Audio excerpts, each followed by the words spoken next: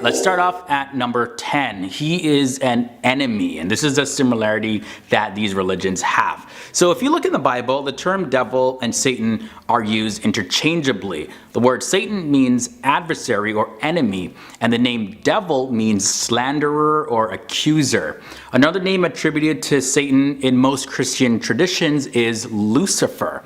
And now the name Lucifer appears only once in the Bible in the book of Isaiah, and the name Lucifer means light bearer or carrier of light, and it's sometimes even translated to morning star. Now perhaps the most detailed description of Satan is found in the book of Ezekiel, which I'll read in just a moment. But before I do that, one thing to point out is that according to the Bible, the prophet Ezekiel is ordered to speak to the king of Tyre, and Tyre is a city in Lebanon, and that this king is believed to be a representation of Satan. And you'll see why that's a popular belief when I read the passage. It's found in Ezekiel chapter 28 verses 12 to 17, and it goes as follows. Son of man, take up a lament concerning the king of Tyre and say to him, this is what the sovereign Lord says. You were the seal of perfection, full of wisdom and perfect in beauty. You were in Eden, the garden of God. Every precious stone adorned you, carnelian, chrysolite, and emerald, topaz, onyx, and jasper, lapis, lazuli, turquoise, and beryl. Your settings and mountings were made of gold. On the day you were created, they were prepared. You were appointed as a guardian cherub, for so I ordained you. You were on the holy mount of God. You walked among the fiery stones. You were blameless in your ways from the day you were created, till wickedness was found in you. Through your widespread trade, you were filled with violence, and you sinned. So I drove you in disgrace from the mount of God, and I expelled you, guardian cherub, from among the fiery stones. Your heart became proud on account of your beauty, and you corrupted your wisdom because of your splendor. So I threw you to the earth. I made a spectacle of you before kings. You'll also find in the Bible that Satan is actually given dominion over angels. And that's found in the book of Revelation chapter 12 verses 7 to 10. It said, then war broke out in heaven. Michael and his angels fought against the dragon, and the dragon and his angels fought back. But he was not strong enough, and they lost their place in heaven. The great dragon was hurled down, that ancient serpent called the devil or Satan. He leads the whole world astray. He was hurled to earth, and his angels with him. Then I heard a loud voice in heaven say, now have come the salvation and the power and the kingdom of our God, and the authority of his Messiah. For the accuser of our brothers and sisters, who accuses them before God day and night, has been hurled down. Now in this passage, Michael is identified in the Bible as the archangel or the ruler of the angels, even more powerful than Gabriel. And Satan is also seen having his team of angels who were thrown down from heaven. And actually, let's look at that point specifically, casting down to earth. In the Bible, in Luke chapter 10 verse 17, it says, the 72 returned with joy and said, Lord, even the demons submit to us in your name. And Jesus replied and said, I saw Satan fall like lightning from heaven. Now Satan compares the sight of seeing Satan fall from heaven to lightning, which is interesting because it's similar to the Islamic teaching that angels were created from light. It's also believed that Satan can transform into a holy angel, and this is found in the book of 2 Corinthians 11 verses 13 in the Bible. It says, for such as false apostles, deceitful workers, transforming themselves into apostles of Christ, and no wonder, for Satan himself transforms himself into an angel of light. Therefore it is no great thing if his ministers also transform themselves into ministers of righteousness, whose end will be according to their works. So that was a look at 5 points from Christianity. We're going to see how they compare now with the 5 next points taken from the Islamic faith. So for the most part, the Quran uses 2 interchangeable names. Iblis comes from the Greek diabolos and corresponds to the English term devil, and the other name, shaitan, comes from the same Hebrew root as the English word Satan. So we see the similarities there in terms of the name. And the next point I want to get into is he's the worst enemy. So Satan in Islam is also labeled as an enemy or adversary. In the Quran, Surah 2 verses 208, it says, "O you who believe, you shall embrace total submission. Do not follow the steps of Satan, for he is your ardent enemy." Also in the Quran, Surah 6 verses 142, it says, "Some livestock supply you with the transportation, as well as bedding materials. Eat from God's provisions to you, and do not follow the steps of Satan. He is your most ardent enemy." We also see in Islam that Satan was cast down to earth. So according to certain Islamic traditions, a supernatural being named Azazel, which is believed to be the original name of Iblis or Satan, and this being was cast down to earth for refusing to bow down to God's creation, Adam. Now once he was demoted, Azazel, whose name became Iblis, actually worked with a serpent to tempt Adam and Eve to eat the forbidden fruit. Now the question is he an angel made of light? So Iblis has long been a figure of speculation among Muslim scholars who have been really trying to explain some of the mystery around Iblis in the Quran as him being an angel or a jinn. And they look at contradictions in the terms as angels were created of light and are actually incapable of sin, while jinns are created from fire and they're able to sin. Now there's various Islamic traditions that point to numerous conflicting thoughts about Iblis, who is simply a jinn, who somehow found his way among the angels of heaven. Perhaps God allowed him, according to some traditions. And similar to the Christian belief, there are some Muslims who believe that the Quran clearly identifies Iblis as an angel.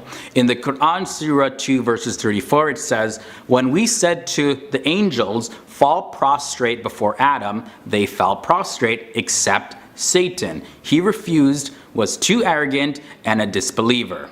Also in the Quran, Surah 7 verses 11, it says, "We created you, then we shaped you. Then we said to the angels, fall prostrate before Adam. They fell prostrate except Iblis, or Satan. He was not with the prostrators." And finally, the last point I want to look at is he a jinn made of fire? So let's take a look at that. Now there's arguments that Iblis or Satan was a jinn also in the Quran. So you'll find in the Quran, Surah 18 verses 50, it says, "And remember, when we said unto the angels, fall prostrate before Adam, they fell prostrate, all except Iblis. He was of the jinn."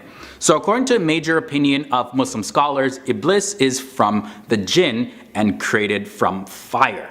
He, however, was amongst the foremost of the jinn in worship, and he was actually then elevated to the heavens to live among the angels by the will of God. Now this position was taken away from him after he showed arrogance and jealousy and disobedience to God, and he was thrown down upon the earth to be humiliated and completely banished from the heavens. It's believed that he no longer deserved to be in the blessed company of the angels. So let's start off. Fact number 10, who is the devil in Islam anyways? Well, the Arabic term shaitan means adversary, and it's like the English word Satan, and it's used in the Quran in both the singular as well as the plural, and it's often interchangeable with Iblis, who is considered to be a particular Satan or devil. That's like the proper name for him. And because of the disobedience that Iblis portrayed to God, God ejected him from having access to heaven and among the angels and all of that. And we're gonna get a lot more into that in this episode. But this particular figure, Iblis, he tempts Adam and Eve to disobey God, and in that story he's referred to as Shaitan. Also sometimes he's referred to as a jinn, giving rise to a lot of different understanding and interpretation about the nature of Satan, aka Iblis, like what's really going on here. But by the way, we're gonna also get more into that later in this episode. But that's just an introduction of who the devil is inside the religion of Islam. Let's move on now to fact number 9. Iblis, as he's called, was also part of God's creation. You can find that in the Quran, Surah 15 verses 27, and it explains that before God created man out of clay from the earth, he created the jinn race. Yeah, specifically it says the jinn race was created from the fire of the Simum, and Simum it's like a desert sandstorm kind of wind. So the idea that the jinn were created by God is also found in the Quran. You can find that in Surah 6 verses 100 and Surah 55 verses 15. Now for Iblis, Iblis, he was created before Adam and Eve, and he was also present at the time of Adam's creation. And you can find that in Surah 15 verses 28 to 31. However, he wasn't present at the time that the heavens were created. Moving on now to fact number 8. So in the religion of Islam, Iblis, aka the devil, isn't the originator and creator of evil in the world. As he fulfills the role as being Satan, he's simply seen as a tempter who really likes to take advantage of the weakness of humanity, as well as the self-centeredness, the ego, all of that, and really tries to lead people to the path away from God. Next thing that I want to point out is though that angels, they are seen in the religion of Islam as being super loyal to God, and they bowed down to Adam when God told them to do so, but Iblis did not. So this brought up the question of Iblis, like, was he one of the angels or not? Yeah, and this is a pretty interesting point because this is where a lot of Islamic scholars actually disagree. But not just scholars, also Islamic commentators as well. They tend to disagree on this point. Not all of them, but just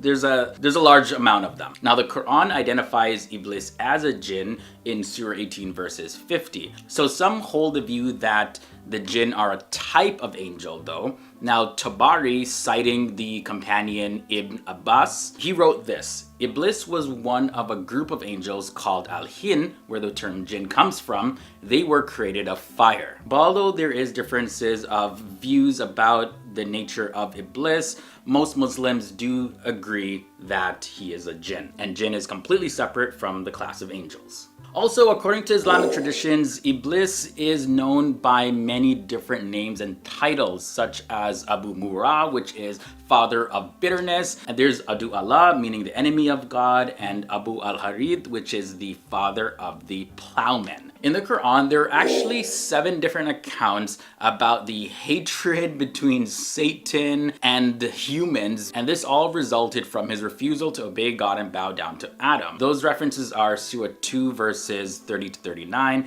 Surah 11 verses 11 to 25, Surah 15 verses 26 to 48, Surah 17 verses 61 to 65, Surah 18 verses 50 to 53, Surah 20 verses 115 to 126, and Surah 38 verses 71 to 88.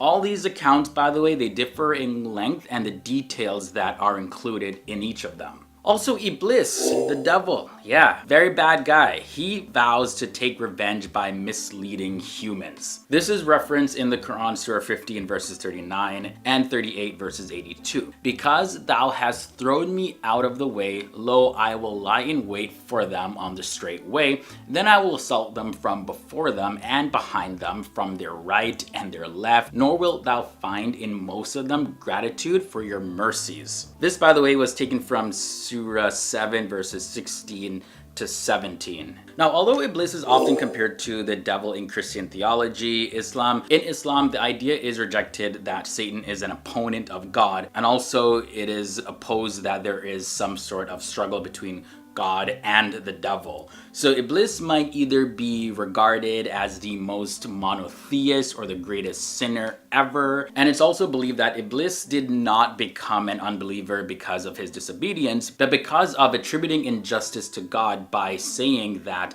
the command to bow down before Adam was completely inappropriate. There's also no sign of any revolt in heaven or war in terms of like all the angels fighting in the Quran. That's not found there like it's found in the Bible. And it doesn't mention that the devil is trying to take God's throne in the religion of Islam at all. Now, according to certain Islamic traditions, the supernatural being named Azazel, I've heard also pronounced Azazel, is by the way viewed as the original name for Iblis, the devil or Satan. And this being was cast down to earth when he refused to bow down before God's creation, Adam. Once he was cast down, Azazel, whose name then became Iblis, spoke through a serpent to tempt Adam and Eve with the forbidden fruit. So Iblis is also considered as the leader of those angels who fought the earthly jinn as well. And in terms of this traditional belief, it kind of falls more in line with the Christian view of Satan. Of course, there are some variations though, but this is not the most popular Islamic view, although it does exist in the religion. And finally, the fact I want to end off on is Satan is not just seen as an enemy or adversary in the religion of Islam, but is also seen as the worst of all enemies of human beings. In the Quran, Surah 2, verses 208, it says, "O you who believe, you shall embrace total submission. Do not follow the steps of Satan, for he is your most ardent enemy." Also in the Quran, Surah 6, verses 142, it says, "Some livestock supply you with transportation as well as bedding materials. Eat from God's provisions to you, and do not follow the steps of Satan. He is your most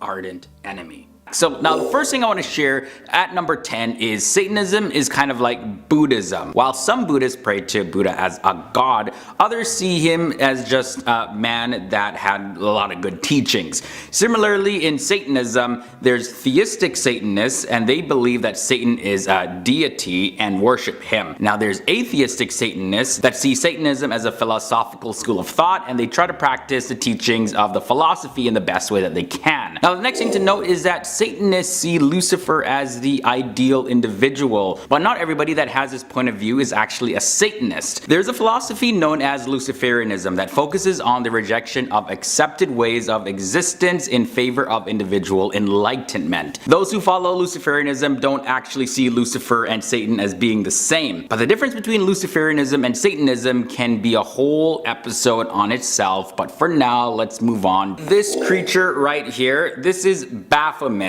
And he is a major, or she, I don't know, it is a major figure in modern Satanism. The first reference to Baphomet occurred in about 1090 CE, and later references to Baphomet all came from the Middle East, where the Templar Knights were on their crusades. And all non-occult scholars consider the name Baphomet to be a modern form of the Latinized name Mahomet, which is a medieval European translation of the name Muhammad, which is the name of the final prophet of Islam. Now, accusations of worshipping Baphomet meant that the Templar Knights were being accused of being secret Muslims themselves. So in the medieval European traditions, Muslims were seen to be pagans who worship Muhammad as a deity. Over into the United States, Oklahoma State, as a matter of fact, there was a statue put up of the 10 Commandments outside of its federal courthouse. Now, the Satanic Temple commissioned an enormous statue of the satanic figure Baphomet sitting on a throne surrounded by children to go next to the commandments. However, it was rejected by the Oklahoma State, and the 10 Commandments were also taken down due to this controversy. Now, back in the year 2017, the Satanic Temple commissioned a Satanic Veterans Memorial to stand alongside a similarly themed Christian memorial. Now, this is located in a park in Belle Plaine in Minnesota. Eventually, though, plans for both of these memorials were completely scrapped due to the controversy created by the Satanic one, and the Satanic Temple, by the way, is an organization that tries to maintain the freedom of religion and separation of church and state by using satire against Christianity, which they believe actually interferes with people's freedoms. Another thing about Satanism is that oftentimes people assume that the religion stems from the early days of Christianity. Satanism is an organized religion, and it's relatively a young religion. Now, while early forms of organized Satanism did appear in the 1930s and 1940s, the Church of Satan wasn't actually formed until April 30th, 1966. Now, the Church of Satan doesn't have actual church buildings. According to their website, having church buildings, they say, would be against their individualist approach to living. For a short time, the founder of the Church of Satan, Anton LaVey, used his home in San Francisco as the church's headquarters.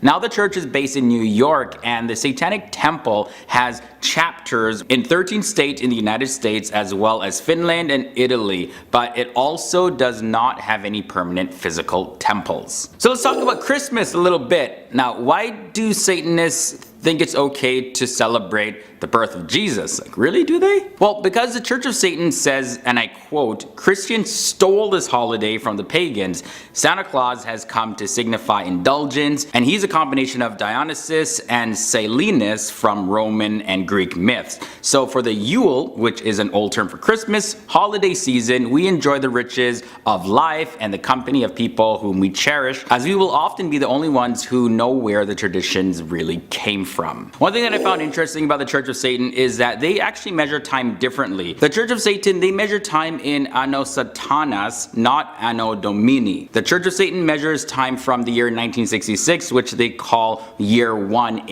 AS or Anno Satanas. You see, the term AD, which stands for Anno Domini, means year of the Lord, and it's calculated from the birth of Jesus Christ. So of course the Church of Satan does not recognize Jesus as Lord, and that's why the Anno Satanas measurement is used. Contrary to popular belief, Satanism doesn't advocate violence. In fact, Satanism teaches its followers to allow others to be as they are. This belief ties into the foundational Satanist notion that Satan rejected God in order to live free from his tyranny, so everyone who is not interfering with the freedoms of others should also be free to do as they wish. However, one exception to this rule does exist. According to the 11 satanic rules of the earth listed on the website of the Church of Satan, it says this, and I quote, "When walking in open territory, bother no one. If someone bothers you, ask him to stop. If he does not stop, destroy him." Now, the final thing I want to share about Satanism is this symbol also, the pentagram. It's a 5-pointed star, and it's used prominently by the Church of Satan in its inverted form. However, the symbol was originally used in Judaism and Christianity with a positive connotation to it. In the Jewish tradition, the symbol appeared on the ring of King Solomon of Israel, and in Christianity, the symbol had several associations, and one of the associations was that it was a symbol of Jesus. More specifically, it signified the points of the crucifixion.